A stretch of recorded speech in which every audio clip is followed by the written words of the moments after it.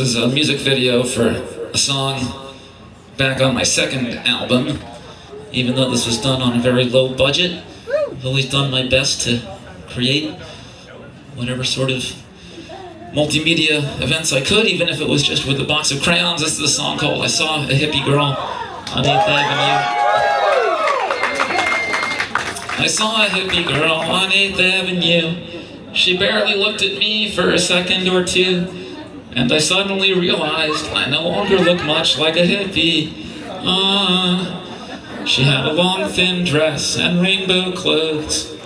Not long ago I wore one of those, but nowadays I guess I don't dress very much like anything. I had a great pair of bell bottoms, I had two.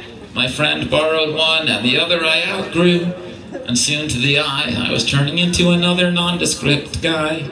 Except I still traveled light and my hair was still long. I still hated deodorant and I still sang songs. But over the years I had noticed I wasn't dressing as colorfully or psychedelic as I used to.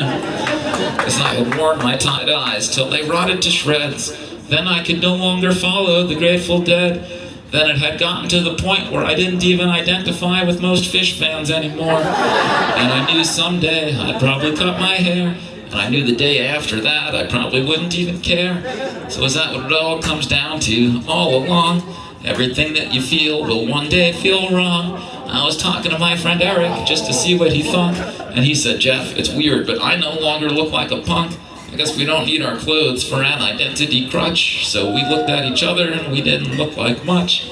And we looked out at the world like a movie theater, at all the hippies and the punks and the skinheads and the skaters. And someday or other, maybe sooner or later, they'll come to the realization that what's important is whether you can carry on a friendly conversation. That it's not what you wear on the outside, it's how you think and feel on the inside.